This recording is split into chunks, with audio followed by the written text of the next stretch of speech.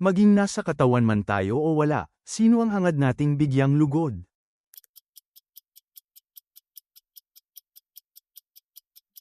Ang Panginoon.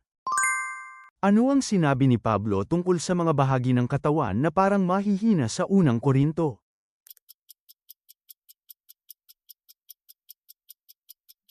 Higit na kailangan ang mga ito.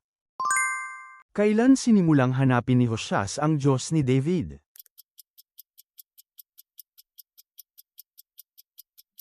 Nang siya'y 16 na taong gulang. Sinong hari ang tumanggap ng tanda mula sa Diyos na ang anino ng araw ay uurong sa hagdanan ni Ahaz?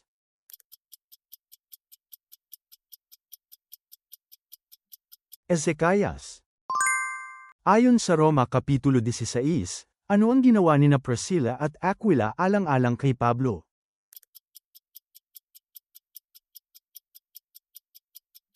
Ipinain nilang pareho ang kanilang sariling mga buhay. Ano ang pangunahing kinokondena ni Jesus sa mga Pariso?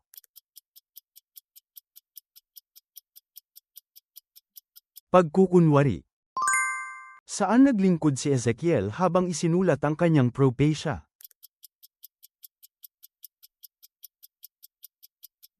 Sa pampang ng Babilonya. Ano ang nag-akyat kay Elias sa langit?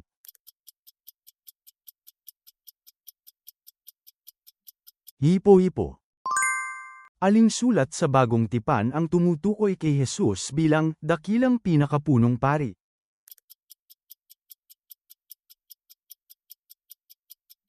Mga taga-Hebreo.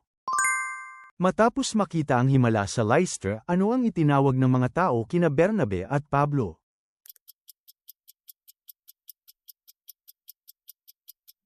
Tinawag silang Zeus at Hermes.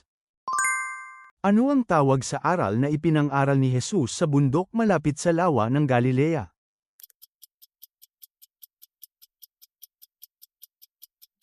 Ang pangaral sa bundok.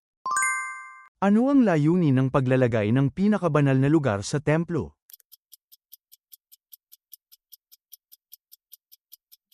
Upang ilagay ang kaba ng tipan ng Panginoon.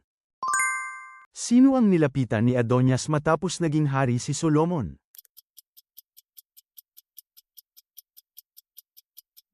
Batseba.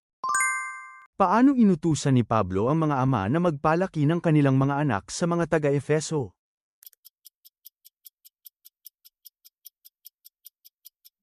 Sa pagtuturo at pagbibigay diin ng Panginoon. Sa Genesis Kapitulo 11, ano ang dalawang tiyak na layunin ng mga taong nagtayo ng Tore ng Babel?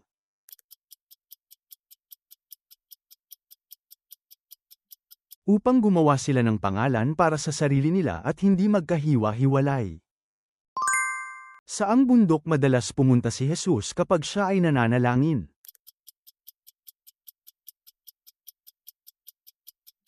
Bundok ng mga Olibo. Sino ang inanunsyo na may pananagutan sa pagdala ng mga kasangkapan ng tabernakulo?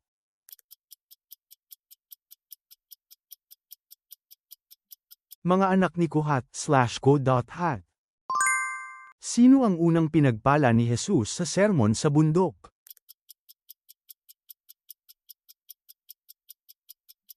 Ang mga dukha sa espiritu. Sino ang punong pari na nagligtas at nagtago kay Joash mula kay Reyna Atalia?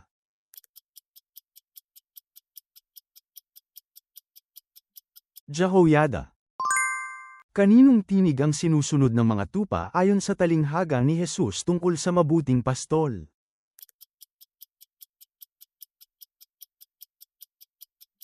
Pastol. Bakit namatay si Uza nang inilipat ni David ang kaba ng tipan patungong Jerusalem?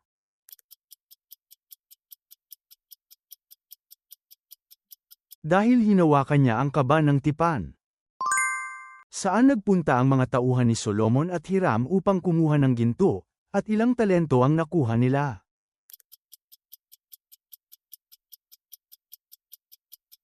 Sa Ophir 420 talentong ginto. Sa bilang 27, ano ang hiniling ng mga anak na babae ni Zelophehad?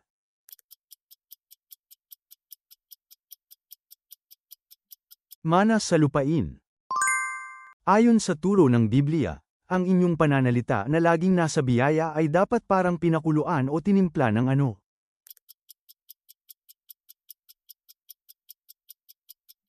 Asin. Ano ang sinabi ng 12 apostol na hindi nila dapat pabayaan dahil sa pamamahagi ng pagkain?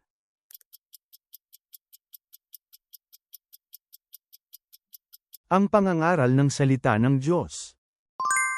Nang ipakilala ni Pablo ang kanyang sarili, siya ay apostol kanino?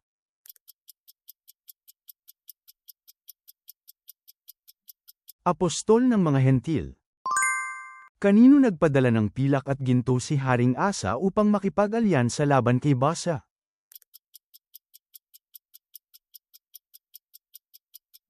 Kay Ben-Hadad, ang hari ng Syria.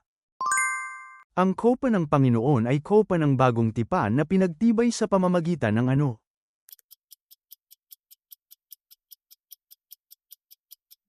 Dugo ni Jesus. Dapat sundin ng mga anak ang kanilang mga magulang sa lahat ng bagay, sa Panginoon, anong uri ng bagay ito?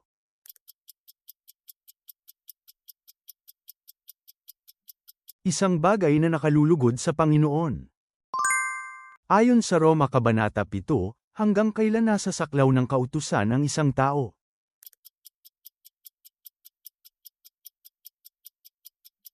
Habang siya ay nabubuhay lamang. Sa Efeso Kapitulo 5, sinabi ni Pablo na sapagkat ang mga araw ay mas asama, ano ang dapat nating pahalagahan at gamitin ng maayos?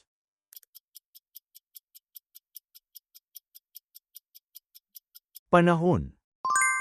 Sa pamamagitan ng ano kayo lahat ay tinawag na mga anak ng Diyos.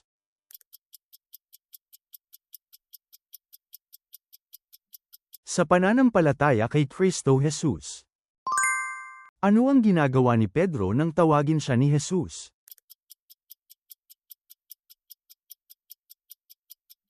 Nangingisda. Sa unang Korinto Kapitulo 1 versikulo 13, nagtanong si Pablo, binautismuhan ba kayo sa pangalan ni Pablo? Upang idiin na ang bautismo ay dapat gawin lamang sa pangalan ng sino?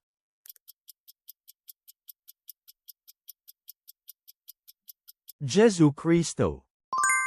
Ano ang nangyari sa mga taga-Moab matapos silang talunin ni David?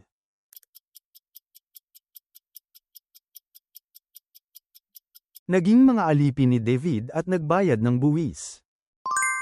Paano sinalubong ni Esau si Jacob nang sila ay magkita?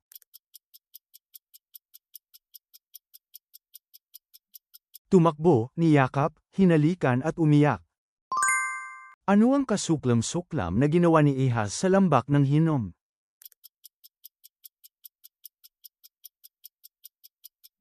Sinunog niya ang kanyang mga anak bilang handog. Sa huling hapunan, ano ang sinabi ni Jesus tungkol sa tinapay?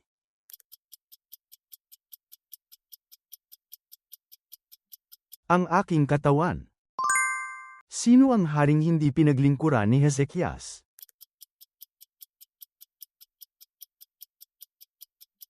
Ang hari ng Assyria. Sino ang kriminal na pinalaya kapalit ni Jesus noong siya ay nililitis?